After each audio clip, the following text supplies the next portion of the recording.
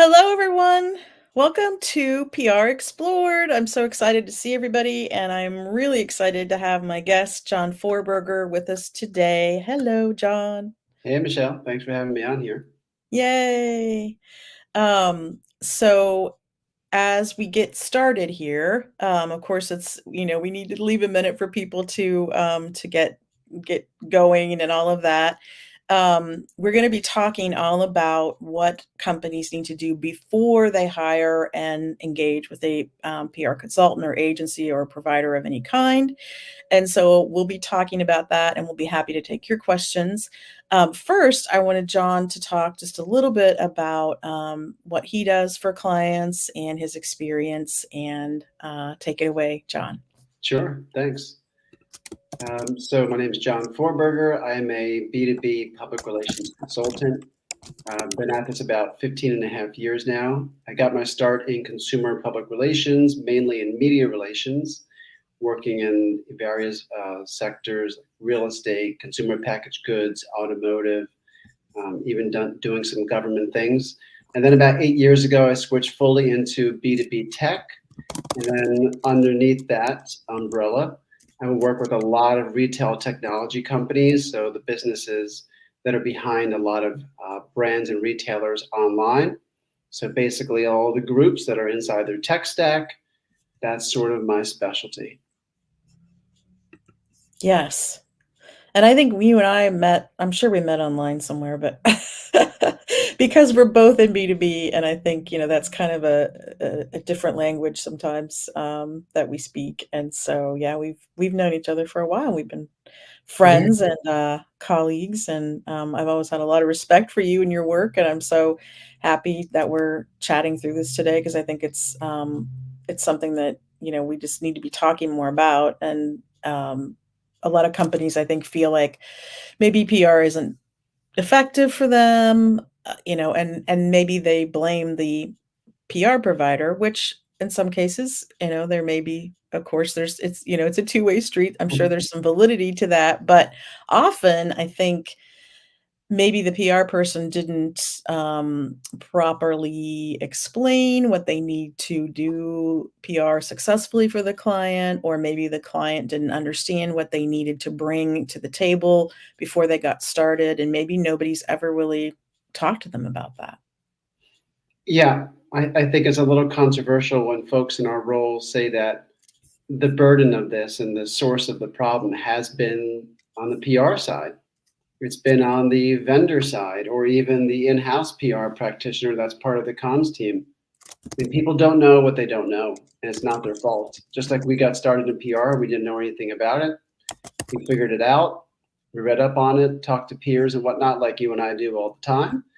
It's the same thing. I mean, how can people understand who to hire to manage the PR vendor?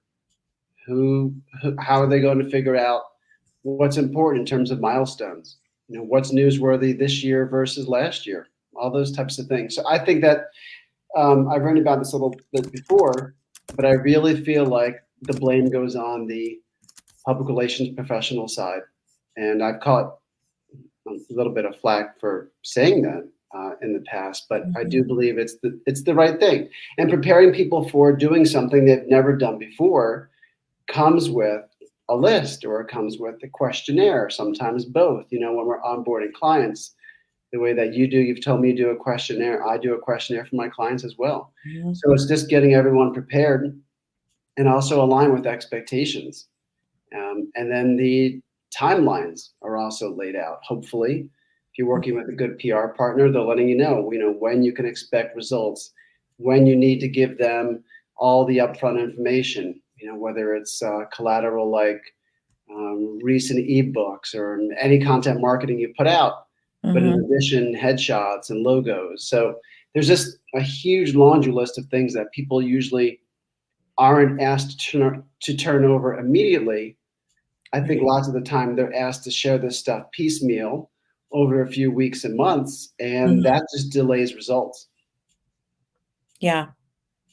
Well, and sometimes I think on the PR side of things, the PR provider is so in such a hurry, so anxious to get the client signed that they don't take a step back, take a deep breath, and kind of walk through, okay, to do this successfully for you, we will need you to, A, like collaborate with us and B, get us some, what who are your thought leaders and what thoughts do they have to share? What really do they have to say and share that's different or unique? And just having some really frank conversations before you even start. So I feel like the client needs to understand it, but then also we on the PR side just need to kind of have a better I don't know, just do a better job of like having that conversation and making sure that we make them aware of what we need from them. Yeah, I think that everyone welcomes it as a healthy exercise. I Mhm. think if you're truly committed to working with a PR partner or any vendor outside your company, you want to make sure that they're set up for success and you're also aligned on everything that's going to happen. You don't have any surprises early on. Maybe you have surprises later on with maybe a missed interview or you were late to a certain pitch when something was trending in the news and you said, okay, we have to move a little bit faster, whatever it may be.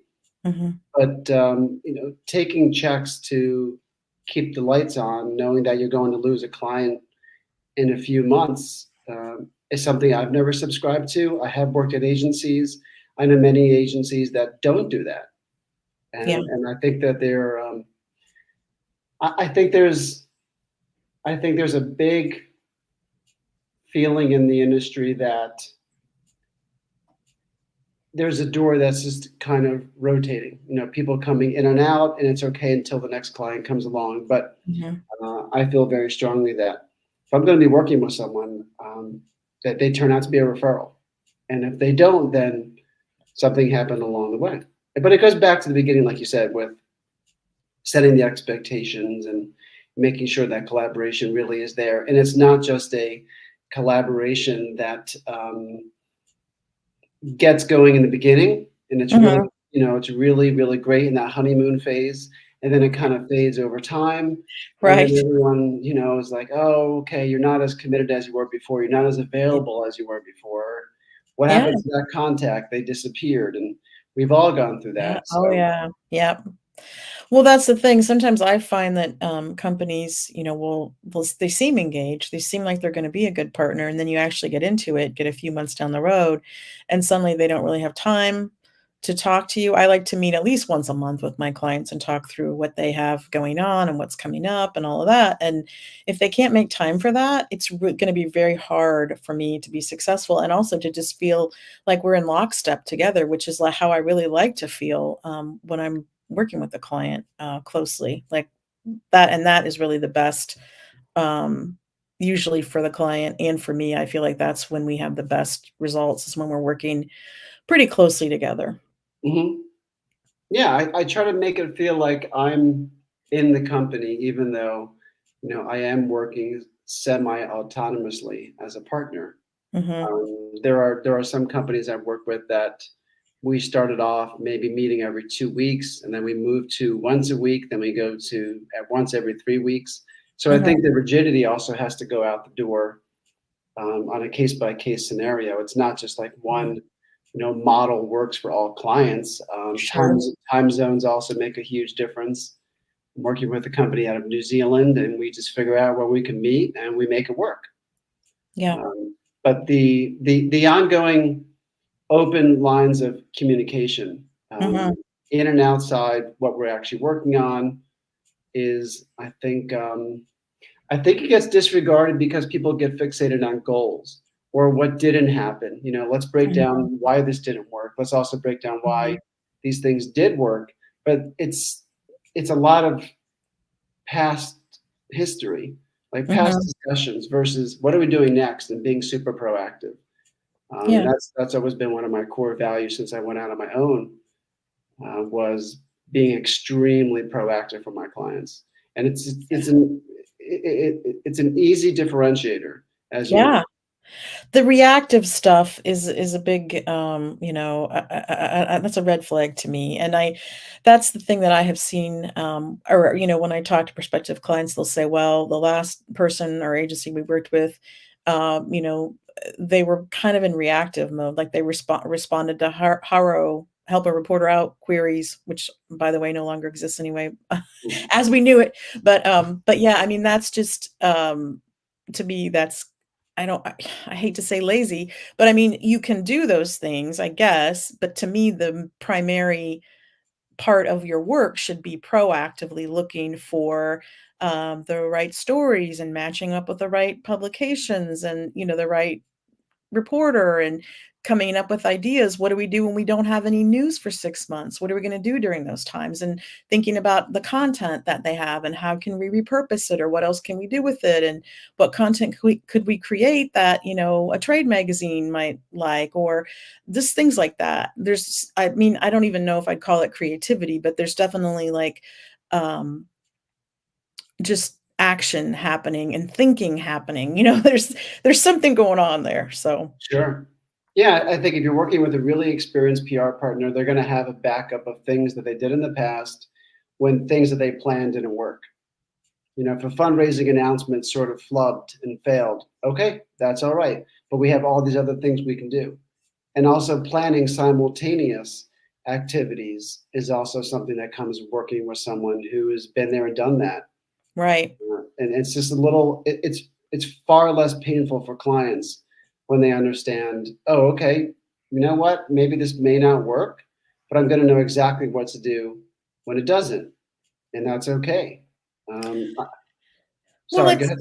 no, it's not paid, right? So it's earned media. So we have no guarantees, and the clients that expect a guarantee, they need to pay for the ad because I mean, again, and they have to understand that not everything will be, a home run the first time. Like maybe you have to tweak a pitch, or maybe you have to figure out another way to get that message out, or there's just and that's where the experience comes in as well. I think it's not like, oh well, this didn't go anywhere, so we're done. Like there's nothing we can do now. So I like the idea that there's more ways to get it out there than just pitching a story and having a reporter write the story.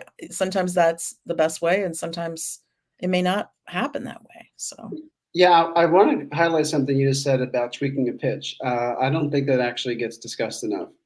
For me, I'm telling clients ahead of time, I'm going to have two, three versions of a pitch.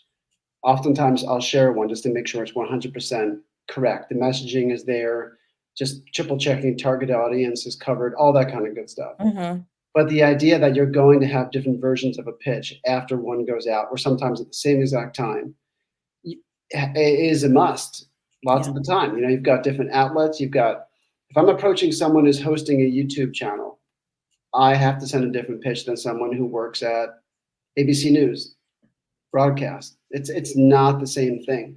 mhm, And I think the behind the scenes stuff is not shared enough from the mhm, PR side. This is mhm, what I did to make this work. And I had a boss and a friend of mine years ago when I worked for him in New York, and he said, we've got to merchandise what we do. And I think that the PR industry does do a better job than ever in merchandising the work behind the scenes, but talking it out in succinct, bite-sized pieces is what mhm. people want. I'm not saying that by any means you have to do the breakdown. If we did this on Tuesday, then this on Thursday. No one has the time for that. But to share the history on something and how a pitch morphed over time and then got to the results that everyone wanted, I think needs to be talked out. Yeah. Well, and something else popped into my head that sometimes I feel like when a company just has like a revolving door of PR agencies or providers or consultants or whoever they're working with, Mhm. maybe they should consider maybe it's not the PR agency or person, maybe it's them. Maybe they are the ones that need to come back and think about, really what do they have that a reporter would be interested in or that the media would be excited about because we all know how hard it is to land a story. And then when you're working with a client that, just really, they may think they have things. Again, this is where the education comes in, but they just don't. The stories that they want you to pitch. I think I saw you post on LinkedIn about somebody had a new book and they They wanted you to Yeah. pitch the book, which I mean, if I had a client that wrote a book, I might factor that into a bio or like I'd use it somehow, but like you can't. That's not on its own. That's not a story that the reporter's probably going to want to write about, right? I mean, Yeah, I think that you get to the core of it by asking that, that question of why over and over again. I have a good buddy of mine who, over the years, has reminded me, asking a question like why over and over and over again will get to the core of it. And sometimes it's a painful conversation. Sometimes I have done that with a prospect and we have not actually worked together, and that's okay. mm-hmm, But I will nearly grill a client when they have what they think is a story and ask them, what can an audience learn from this? Why that publication? Why this story now? Because timing is a whole other big part of this that doesn't get talked about enough either. But the why question will just hone it down. And oftentimes I've had clients say, yeah, you know what? There really isn't anything there. That's fine. That's okay. And then we can go back to maybe resurfacing it later on when there was a missing component that's now a part of it, mm-hmm, which happens often. mm-hmm, But just getting a little just like we're persistent with reaching out to media or analysts, whomever it may be, I mm-hmm, think being persistent with asking why, even though it could be a very hard or difficult or challenging conversation sometimes, it mm-hmm. needs to happen. Yeah. Well, that's the thing, and I think that, I don't wanna pick on agencies, but sometimes, I know when I was a younger PR person, and newer to the job, and I was just kind of thrown to the wolves, like, making phone calls to media, actually calling reporters on the phone when I really didn't know exactly what I was doing, that's kind of a not a great model. It takes some confidence to push back a little bit and to ask why and have the conversations, and so I think, um another thing that I encounter from time to time is when I'm talking to a prospect, they'll say, "Well, I worked with an agency. The big guys came in and sold us, and then they put us, with the junior folks on. They put the junior folks on the account. Which again, there are some stellar people out there, and not making this a blanket statement in any way, but I mean, they don't want to have to work with somebody that they have to." Um, handhold too much. I mean, I do believe in collaboration, but I also think that there is some experience, some confidence, things like that that really do come into the mix and can benefit the client if they know, what to ask and how to look for somebody that knows what they're doing, I guess. Yeah, I think you're scratching an itch that a lot of people have that they don't bring this up. It's very common to have the bait and switch model, but then also there's the piece about I've been there before. Let me help the younger person on your team work with me best. If you're paying me to get a job done, here's what I need from this person. It may take a little bit more upfront time from me to help that person, but they're going to learn a lot. They'll be a better partner for me, and they're going to help you, hit the achievements that you want. And then they're going to be able to work with amazing PR people in the future if I'm not the best fit down the line, or maybe you need a Right. bigger team. Yep. Me personally, I'm operating as a single shingle over here, and I'll bring in consultants and freelancers as needed for projects. But for the most part, I feel like it's our obligation to help somebody out in those roles, even if it helps us fade off. Hey, Yes. you know what? I set you up for success, or here's a blueprint of things that have Yep. worked in the last few months. We've done this, this, and this. This is how I did it. Right. I feel like right now, maybe we should even pause. You guys go do a bunch of things over there, and then we can come back. But the junior assistants, I always look at that as an opportunity to meet somebody who's potentially going to be elsewhere down the line, and we could do Hmm. something at that company. Right. I never view it as, oh, I'm working with this, very junior person, and what's going to happen? It's all going to crumble. Right. It's this is also someone who's looking at this company a little bit differently, and what are they bringing to the table from their past experiences? But also, what am I going to learn from them? It's not just about me sharing things. It's Right. they're going to have something that I don't know, and I'll be better to help all of my clients because of that one person. Yeah. Yeah, I just think there there needs to be, I mean, there just needs to be just more, I guess, just more of an honest conversation. I think there's a fear because I mean, I mean, I'm sure you've done this too. Sometimes I think you just sort of said that sometimes you've said no to clients. You've turned clients down that you didn't think were a good fit. Um, Even if you thought, that it was gonna move forward or whatever, I'll Mhm. do that because I just, I don't wanna promise something I can't deliver. I don't want them to be disappointed. And ultimately, you're right, if you can't get a referral from a client or a good testimonial from a client, um, it's a hard, it's kinda like, well, why am I doing this? And at the moment I realized all these things was such a light bulb for me because I think I used to just take a lot on my shoulders. Well, this didn't work out. So it's obviously, my fault that it didn't Mm. work out. But sometimes it is more of, the fact that maybe I didn't ask them for the right things, or maybe they didn't know what to give me, or maybe they didn't have what I asked for.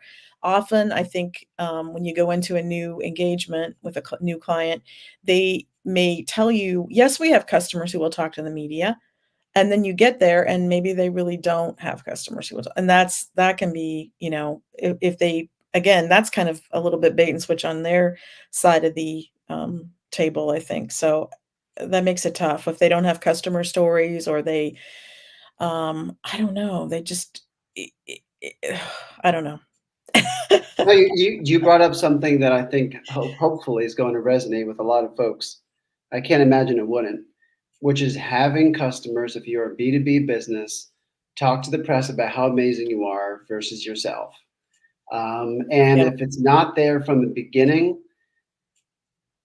there are many other things we can do, but I'm always going to bring that up with clients as something that comes up during the PR program. If we don't have customers in the first 8 months of working together, mhm, then we're not going to get the results that we want. We can do a yeah, lot more if a client goes out and says, "This is what I did with this SaaS solution or whatever this provider does," mhm, and they're telling the story because they're going to hit the value prop with their own language when they talk to a reporter. It's not mhm, going to across. It's not going to come across from a vendor like mhm, like this rehearsed, perfectly crafted elevator pitch, and it's also not coming across usually as authentic. Um, I I'm always pushing clients to keep a little healthy client stable. I even do like a little client stable PR program as part of what I offer. Um, if yeah, if you get one person, just to go down one layer on this, if that's okay. Um, yeah, if you do get one customer that does an interview, I'm always trying to have at least a couple that are backups because that one person be like, "Hey, it was really great. I got approval from legal or marketing. They let me do it." But you know what? They said no more. You're like, "Oh, this interview went so well. I can line up, 5, 10, 15, whatever more." But oh, they don't want to do anymore. And so you have this high, and then it's all right, I got to find somebody else. But if yeah, you keep this stable of happy people, like two to yeah, three is all I ask my clients to keep. yeah, Lots of the clients I work with have anywhere from 400, 500 to sometimes 90,000 ish customers. We just need two or three human beings to talk. And right, if you can't get two or three people to talk on your behalf, mhm, I personally feel like there's something a little broken within the marketing team. Like, where's the customer satisfaction? And I'm not saying that you have to go down the road of a net promoter score and get all caught up in NPS and all that kind of stuff. mhm, I just feel like, can you rely on a core group of people who will say, yes, I like this company. This was the yeah, problem I had before I met them. This is what I got with working with them, and I'm mhm, happy. Sure, I'll talk to somebody about it. mhm, Last thought on this is, just got this done with the client last week. It doesn't have to be a phone interview. Most of the time now, maybe even like 8 times out of 10, it's an email interview with mhm, my client's customer. It's not mhm, even on the phone anymore. So you're able to take your time, answer the questions on your own timeline. yeah. You don't have to feel compelled to come up with an answer on the spot and all that kind of good stuff. One little note on that, I agree with what you're saying. is that I see some now, we may see more reporters pushing back on the email interview because of AI, and they know immediately if you've used AI to answer the questions versus doing them, yourself or working with, your communications person or PR provider or whatever to work to do them, to answer them because I think that's gonna be a thing. So, I was having this conversation with somebody not too long ago, I'm like and I've had reporters, I've seen them call it out online, and then I've also talked to them about it, and they're like, "Yeah, it's gonna be a thing with the email because I think for a long time they moved to email. They seem to prefer that over doing a phone or a Zoom, but I think personally when I'm interviewing somebody, even for a customer case study that I'm writing or a success story, whatever, I feel like talking to them, I always get like more like better quotes, like something they would a real person would say versus me manufacturing or them putting something, they created it on email and so then you know what I mean? Like, it's different when they actually are talking about it to you versus, just relaying it via email. I don't know. Sure. No, I get it. I've been there too. When someone goes, "Oh yeah, I would have just put this one thing in an email to you, but I'm glad we're talking because something just happened since you last emailed me." Yeah, That's come up like, "Hey, you sent me those questions over a couple of weeks ago. That's cool. I answered them. I did all that stuff. yeah, But oh, there was something that we got as a result of working with your client, our partner, and something new came up. So you have additional results to talk about versus just staying to what was mhm, in that email. yeah, There's something really interesting about working with clients over email more and more, clients, customers, sorry, which mhm, is it gets into the idea of how long do I have to do this interview? So I just want to present like the con of doing it over email too, which mhm, is some customers will take way longer because there isn't a hard deadline of mhm, making a phone call. It's like, "Oh, okay, I got these questions and I'll just answer them whenever I want. Like this is an right, evergreen story." Like, no, not really. So I'm always putting in, like a soft deadline, which is not the hard deadline, of course. But hey, right, there's a little bumper in there. But I yep, need these answers by then. I've yep, had a lot of client customers completely disregard that time and just move at the speed that they want to, which can be a little tough to deal with. But at the same time, if you're having this customer feel so happy because of what you created with your product, service, whatever, you got to bend a little bit. Um, but in our roles, when we're speaking to the media about that, if there is a delay, I feel like there mhm, needs to be, this thorough apology and, they've been really, really busy or they've been out or they were at a right, conference, whatever it is. So just keeping people in the loop is how I'm closing this loop out on how I feel about this. Um, is this keeping a reporter up to date with what's going on? If this client mhm, is late on getting answers, just yeah, tell the reporter in advance. Don't be waiting until the last minute, like, hey, I know today I owed you answers. No, not going to happen. It's going to be brutal. So I know I went a little off track with it, but there's layers to these things that I don't think it's shared enough with our clients. I don't think it gets shared enough with younger PR pros also coming up in the business. right, So I think everything that you've been putting out over the years, on LinkedIn, on Twitter, especially with your chats and everything. Um, I can't emphasize enough that these discussions always happen on Zoom or in person or on the phone, and mm, then they don't get shared. And then you Google, what's working in PR today, or how can I get ready to work with a PR firm? And you see articles from like 4 years ago, 8 years ago. yeah, yeah. So anyway, I'm just giving you a big round of applause just for doing this. I guess is what I'm trying to say because it needs to happen.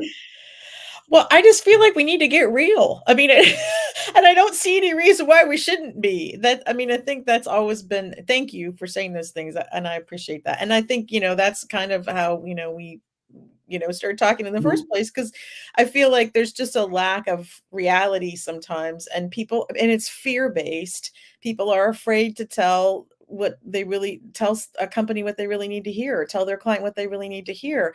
And I think, I worked at an agency too before I went out on my own, and that was a struggle that I had because of course, I couldn't have sat down and had a conversation like I would have now with the client that I work with because I'm sure that it wouldn't have gone over well, like, they wouldn't have liked that I did that, and, because I would have probably had to share some things that they didn't want them to see behind the curtain, and I'm like, "Well, see, Mhm. I have no secrets. I have nothing to hide. When you work with me, you work with me. Like, there isn't anybody like, I'm farming the work out to or anything like that." And I mean, so if you have a question or an issue or something you want to discuss, then, let's get into it because I just don't have anything to hide. And I don't think we should be afraid of having the real conversations. Earned media is hard and sometimes it doesn't work out, and, as long as you have other, like, ideas, I refer to the peso model all the time that Jenny Dietrich developed, paid, earned, shared, own, like, factoring all that in.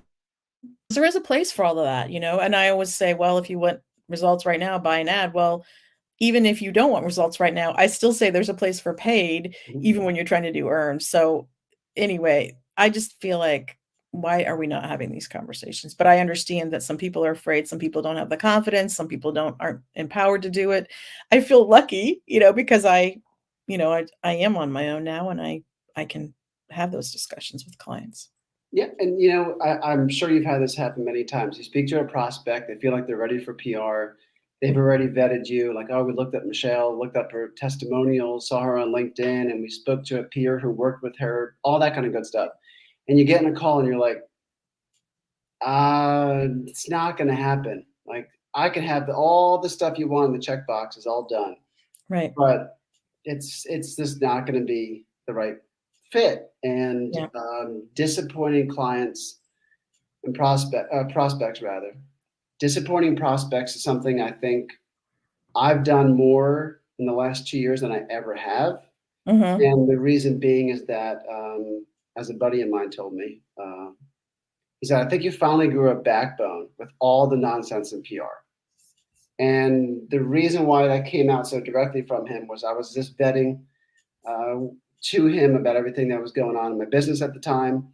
And I wasn't pushing back as hard as I really wanted to. So, going back to your point about being real, when clients were coming to me and they didn't understand the intricacies of their buyer personas, they didn't have the insights on their customers. Maybe the buyer personas were like 3 years old, and since then they have had a whole new suite of products come out. All the stuff that was missing, I will now make sure that clients have it up front, and Mhm. I'll even, push off my income and say, "Hey, get all these things done and come back to me, or Mhm. we can do them together." Um, and I do them Yeah. in 4 different sprints, and some clients are at sprint 3. Okay, we have messaging down, positioning is down, we have all our product marketing, all wrapped up, let's go. We can jump into different stages. But Mhm. I think that our industry as a whole needs to really, really hold ourselves accountable that we're not telling a client or a prospect rather, sorry, Mhm. what they need to provide Mhm. from the beginning that goes outside of our capabilities. And Mhm. that's why I've kind of switched up and I've created this proprietary process on how to work with clients. And that's why I've switched over Mhm. more and more to becoming this go to market strategist, which is way, way more holistic than Mhm. strictly doing PR work Mhm. that I did for at that time. That's about 13 years where I just resisted the idea of Mhm. offering more. But Mhm. I was doing that work for clients in piecemeal over the years. I just never packaged it up. And then Right. once I packaged it up, clients were like, "Oh, I should have my messaging down before I work with you. I thought that you helped me craft that as we go along." Like, Right. well, you could do it that way, and here's the actual process to do it. But we're Yeah. going to need to do this before we do this, before we do that. Yeah. And so for me, I'm actually doing way less PR work than I ever have. I'm doing far more of that work. It's Mhm. all the upfront stuff, and then at the very end, if there's a reason to do public relations, then we'll do public relations. But Right. sometimes I'm doing all that work, and then I'm getting out of the way, and then they'll work with execution partners to make have the go to market plan come to life, whether that's graphic designers or copywriters or other strategists, whatever it may be. But I think that's really the future of how a lot of public relations agencies are Mhm. going to be shaping up their capabilities in the future. I don't think that they're going to survive strictly offering the very narrow offering. At least this is how I view it. Mhm. I feel like it's been a very narrow offering for too long, Mhm. and that there's a lot of guiding to work with other partners outside of the group who's coming up with the main Mhm. communication. Yeah. Like if you're coming up with the messaging for a client, why would you not do positioning? Right. And if anyone out here is also looking for a great book or a great source, I should just say in general, is April Dunford Oh, um, yeah, I love her. on positioning. If you feel like you can do it on your own, grab April's book, go do it on your own. You can get a lot of these things done, especially as a startup. And then when you got it all boxed up, then go back to a PR partner and say, okay, I'm ready for PR now. That's actually something I'll just drop into emails to prospects Mhm. is, have you knocked out your positioning? Mhm. Yeah. Well, a lot of times, I don't think that they, that they understand, yeah, where are they in relation to their competition? Because that's one of the first things I'm going to do is go out and see who's writing about their competition and what they're saying, right? And that's what a journalist is going to do as well. So they need to be thinking about those things, and that's one of the things. Like I don't blame companies that don't do that because they might not understand to do it, but that's the conversation that we need to have is like, okay, what have you done in the past regarding, PR and earned media? And, Mhm. do you have customers that will speak to the media? And, who are your competitors? And then let's see like who's writing about the competitors, what they're saying and all that. So that's the conversation I like to have, initially, and then figure out, okay, is there anything here? And then if there isn't anything here yet, could we get something together, in a reasonable amount of time? And then explain that and talk about how it's not gonna be tomorrow. It might take 3 to 6 months, right? There's a patience and a time factor in there. And then we can move forward perhaps, but we need to have those conversations first. Yeah, speaking of things that take weeks or months, is proprietary data, and that's something I weave into as much as possible. Client PR programs, Mhm, and also just general go-to-market strategies. You may have one of your 3 or 4, hopefully no more, mhm, than 3 or 4 target audiences, but you may have one group who's really into exclusive data, and that's what they mhm, come to your company for, and every single quarter, you put out a report, and right. you ship it out to the reporters, they're Yep. expecting it, over time, they come to like it, and then they come to you for other things outside that report, but again, like you just said, those things take time to produce, they shouldn't be neglected, and they should always be something that you're working towards. But data-led stories have been, I guess, this is no secret, at least to the folks on my newsletter and everywhere else. That's been sort of my bread and butter for years, Mhm, and it kind of started a little, maybe like 2 years before the pandemic. I saw the shift more towards that mhm, than direct source interviews at B2B tech companies. mhm, And the proprietary data stuff typically works like gangbusters. No one else is giving it to a reporter. Maybe you're finding an angle that was worked by a competitor. They mhm, dropped it. Maybe that marketing mhm, team over there shrunk, or mhm, they just stopped producing whatever that was for the marketplace and the mhm, category that they serve. And then you can jump into that spot. I've done that a couple times for clients where there was mhm, one large company who always put out a report. It got ample press coverage. They stopped producing it for whatever reason, and we mhm, jump into that slot. We produce a similar report, and then mhm, reporters go, "Oh, this is great. You're giving me the data that other company used to give me on the regular. They stopped giving it to me for whatever reason. Now I know about you guys. I'll come back to right. you every few months or every few quarters." But this is the stuff that takes weeks and months, which goes back to the biggest idea I think in PR that is not articulated enough, which is it takes time. This is a commitment. You and I talk about this quite often. Yes, we do talk about it. And I've been asked that question when I've spoken at events before. It's like, how long does PR take? And I'm like, well, let me tell you, if you're in a hurry, I wouldn't I mean, you can do PR, but you might wanna do some ads too or something else because it's just not an overnight type of, activity, and it's an ongoing, consistent effort that really gets you where you wanna be, and that's the other thing I feel like companies, they don't allow enough time. They come in, they do it. Okay, this didn't work, so it doesn't, PR doesn't work, and then they just, it's like a rinse and repeat, and it's just it doesn't. They're not thinking about it in the right way. And I understand that nobody wants to allow time for anything. No one has any patience for anything, and I think it's just a, a shame. Mm. But I mean, I understand that's the reality. But if a client is pressuring or just too stuck on that, I couldn't. I would, in good faith, want to work with that client because that's just not the reality of the situation. Especially if you've never done anything or done a sustained campaign or effort. I don't know how, you would expect that to happen. The other thing I was gonna say is, once you get a little momentum going, then it can pick up steam, right? Just like a snowball. That's simplistic, but like, rolls down the hill. You gotta get it going first, and then maybe it will start, building, but you have to hang in there with it a little bit, in the beginning. And everything you just mentioned needs to be mentioned upfront by a PR partner. Here's what you can expect in month one, two, three, four ish. Roundabout ideas. These are your expectations. These are mine. Are yours off or mine off?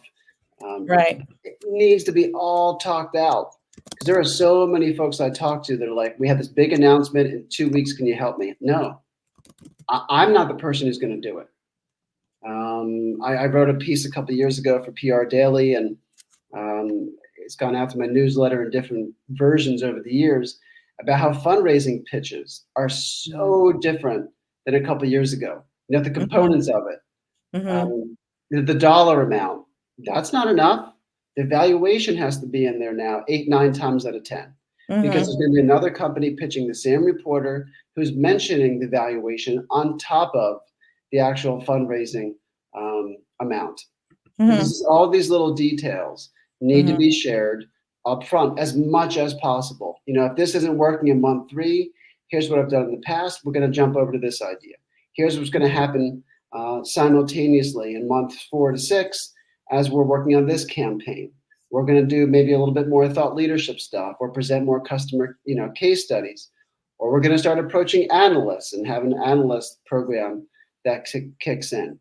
But Mhm. just the clarity, I think, is what the lack of clarity really fogs up how so many companies and people in general look Yeah. at public relations and especially B2B PR when it's very, very different than consumer.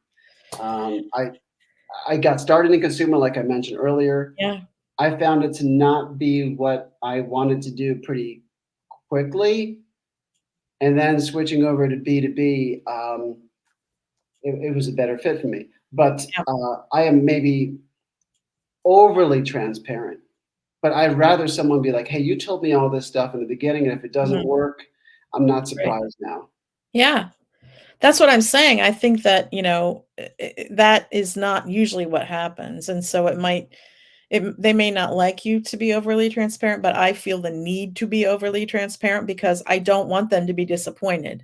That's the end of the story, that's for me, if they're disappointed, I feel bad because I don't want to ever do that, and then, they're not gonna talk favorably about their experience with me, and so I do you here's a question. So do you think the lack of clarity, which I wrote down as an idea Mm, for later, maybe you'll see mm, a post or a blog, mhm.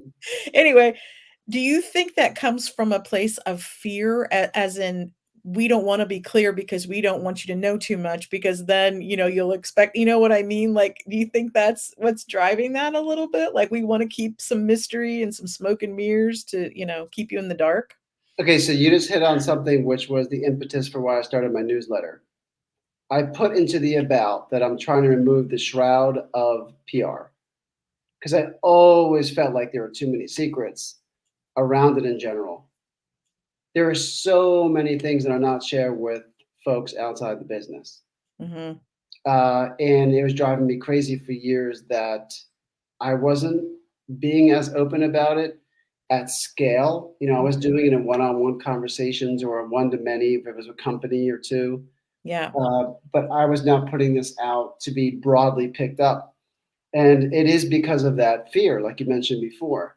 There was this, and in general, I really don't get caught up in getting my hand slapped if I know that I'm contributing to someone's career in some way. Like, here, Mhm. I'm sharing this with you. I really feel like you need to know about it. And if I don't tell you, maybe you won't find it elsewhere online. So those are kind of the ideas of what I share in my newsletter. But I started it up because I felt like the lack of transparency was ongoing. Mhm. It was driving me crazy that people go, well, isn't PR like, can't anybody just go to reporter? Can't anybody create a media list? Mhm.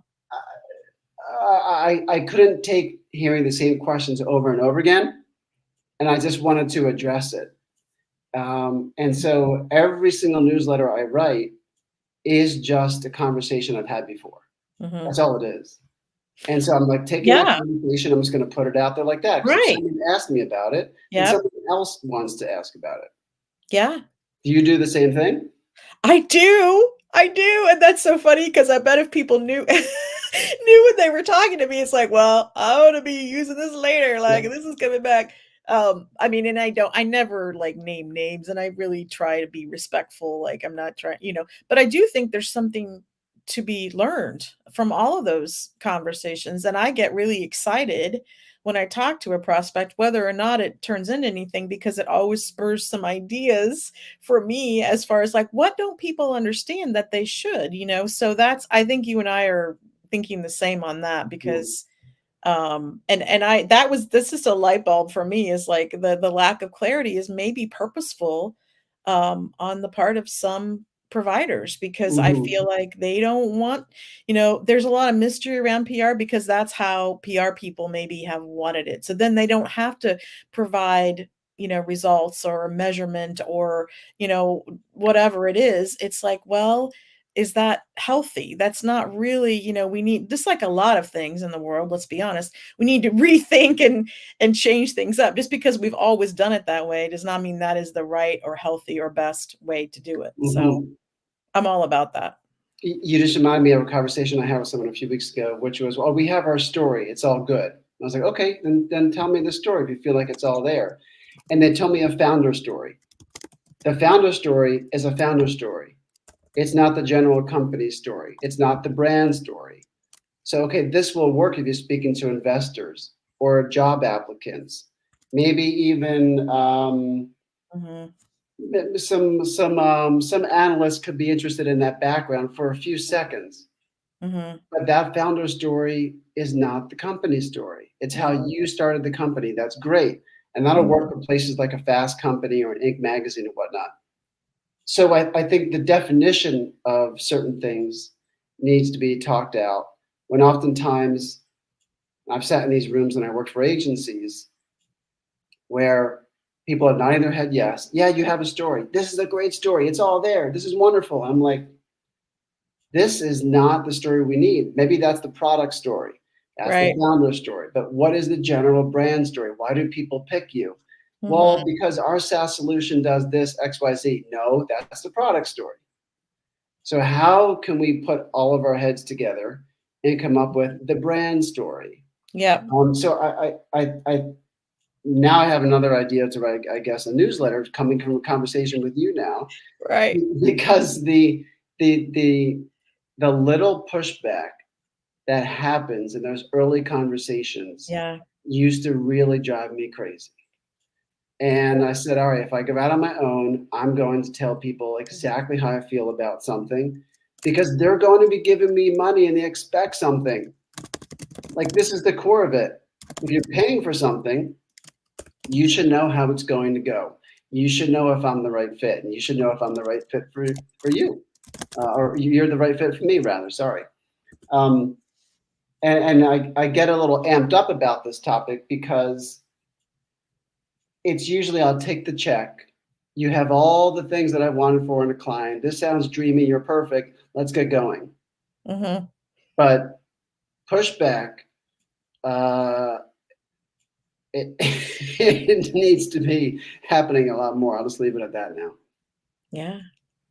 Yeah, I mean, I just wrote down like, are some in PR like saying what the client wants to hear? I mean, and I know the answer is yes. I mean, it's a rhetorical question, but like, how do we, I mean, whether or not they want to hear it, sometimes they just need to hear it. And if they just want somebody who goes along with everything that they think makes a good story, that's probably not going to be somebody like you or me, or people that are willing to have those real honest conversations, because in the end we want success for them.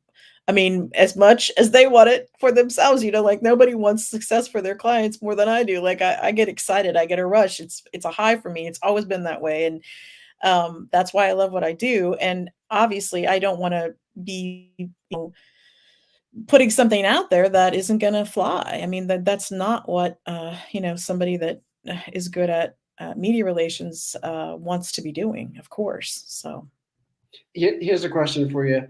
Out of all the prospects you speak to, what percentage do you feel like are ready to work with you? uh-oh. I want to know.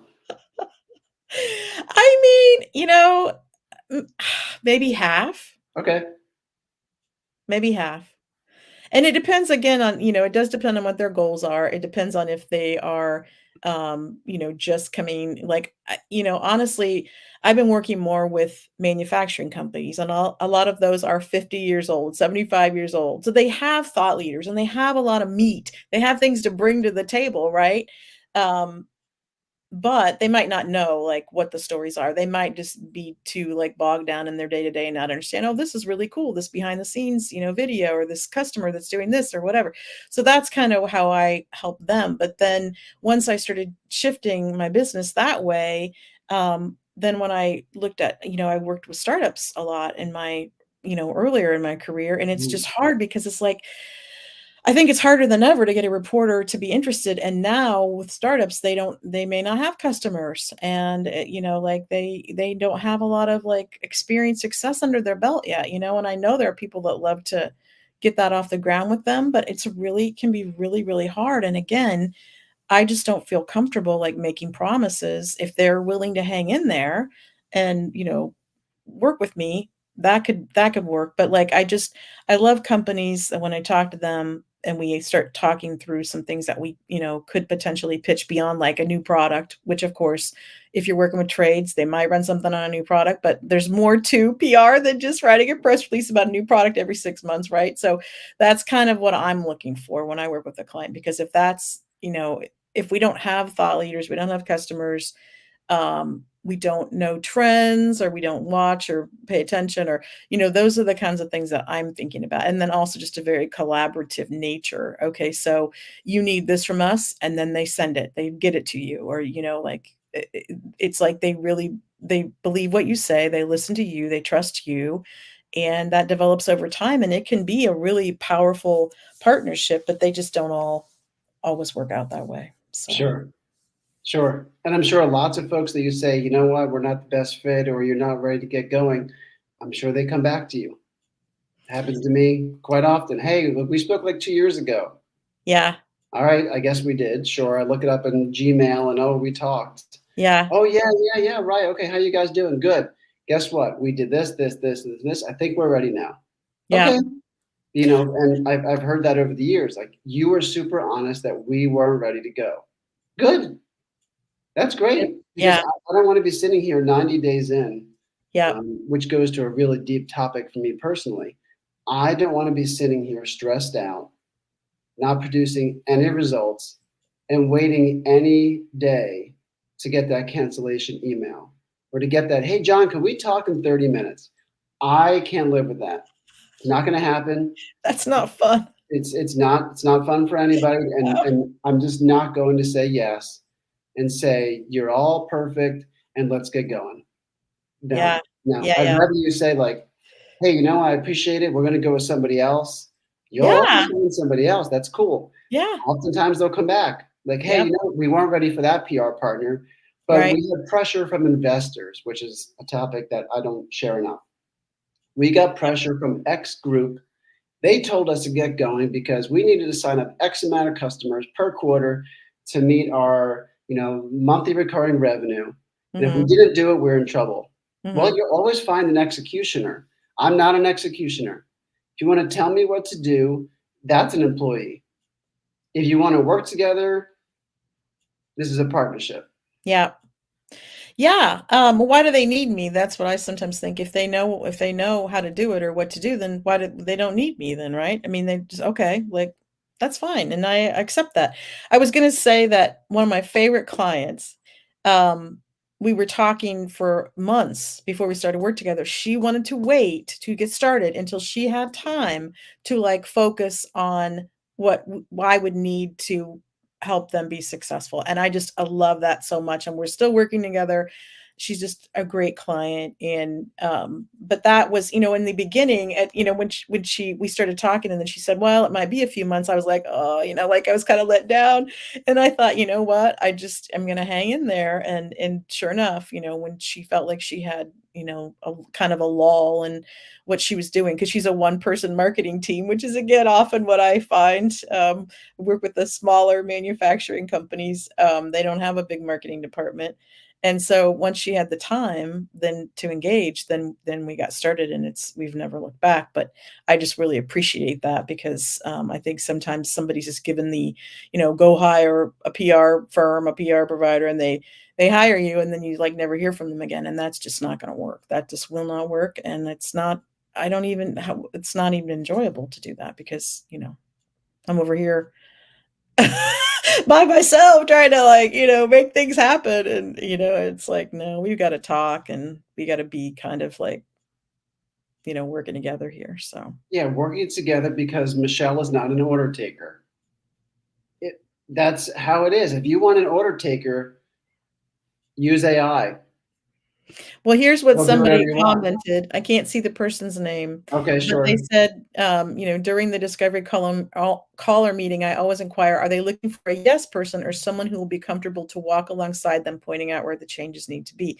And that's exactly it. That's it right there. That's the takeaway from today for our PR friends and for companies too. I mean, obviously, there's going to be somebody that's a fit for you if you do, want that person to just take orders. I'm sure that they're out there, and they probably will be sending you a very large invoice. Uh, Right. but ideally, I mean, I think a lot of us in PR want to work with clients who view us as a real partner, as a strategic partner, as somebody who brings something to the relationship and to the effort beyond just, yes, we'll write the press release or whatever it might be. So, Yeah, and if you dig hard enough, and sometimes you don't have to dig that hard at all, early on in these discovery calls, or even over the first batch of emails with a prospect, they're going to show you who they are. And I got a buddy of mine, Rajesh Sethi, who years ago was, I guess I can say, he was consoling me because I was going through something really difficult with a prospect, and this prospect was not being friendly. Let's just put it that way. But I knew that they had an amazing story to tell. I knew that they had goals that we could hit. And he said to me, "You know what? Don't take offense to it that they're ghosting you, and don't take offense to not being kind to you. They're showing you who they are now before you start working together." I yeah. never Oh, thought that. Like, hey, this is who they are. They're letting you know. right. So pay attention to it. If you just keep chasing them down, like, oh, Mhm, I really need the money. I really want that mhm, contract. mhm. They have that story that's perfect for this publication, and I know I can get it. They're already telling you exactly who they are as people. Yep. Accept it and move on, or Yep. accept it and then deal with it. But don't be like, oh, I'm so mistreated by this client from the very beginning. You accepted it. And we all know how that feels. I mean, I know how it feels, and I I do not like that feeling. And the worst thing is when you say yes and you know pretty early on that it should have been a no, and then you have to figure out a way to like break up, to like gracefully Yep. bow out. And it's better to just kind of probably say no before you start if you have those red flags or those warning signs that it might not be a good fit because Ooh, that's a tough. That's it. And that makes work kind of not what it should be, I guess. So, Yeah. I love the question or the comment rather from the LinkedIn user because in the back of your mind, you're wondering, do I want to continue working with this person? The human to human thing always gets a little bit shelved. yeah. You're thinking about, oh, okay, they're going to pay X amount of dollars per month. And oh, look, they want to sign a 1 year contract. This is great. Right. I've never driven by money. I've never really cared so much to the dismay of my accountant and family members sometimes. Right. Right. Not happening because Right. I don't want to deal with the disappointment that I may have to deliver to them. Yeah. Or that breakup email.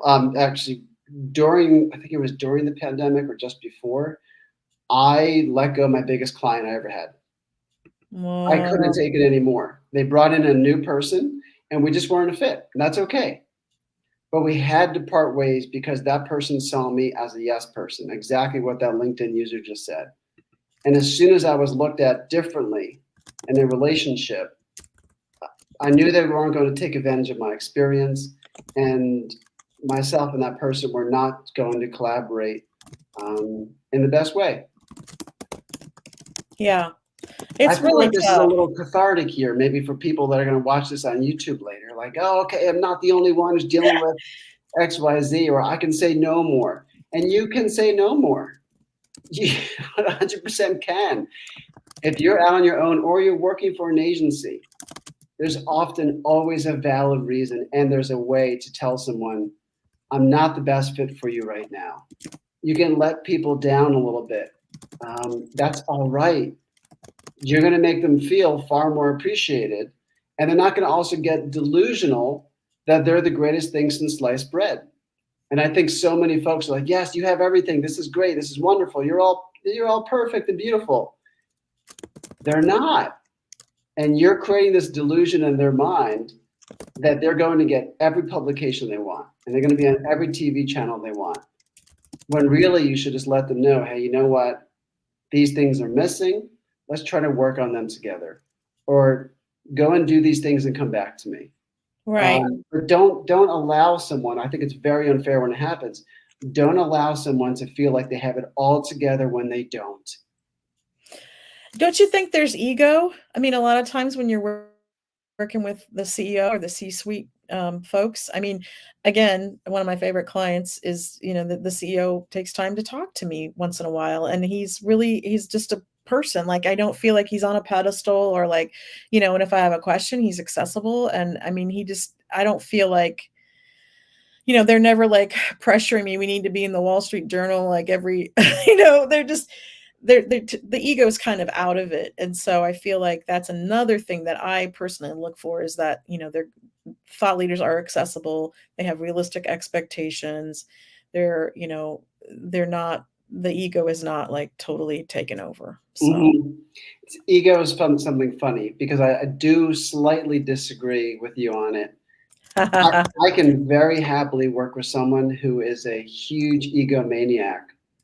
And the reason why I've gotten comfortable with it over the years is I'll ask them very direct questions. One of my go tos is, okay, you feel like this is a fit for a press release? Because this comes up a lot.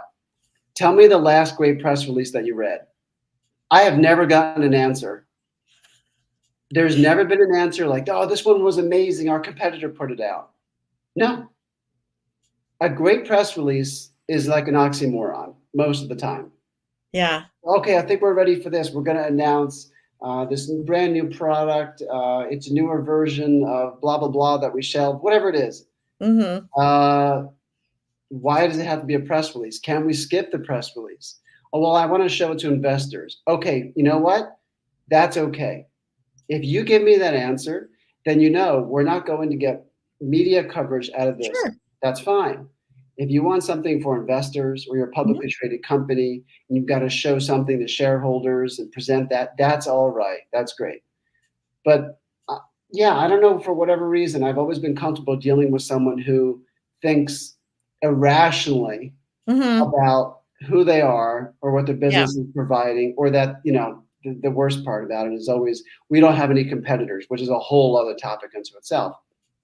Oh, yeah. I've always I've always welcomed, an egomaniac, um, because maybe I enjoy the learning of how someone's personality can be so off from the rest of their team.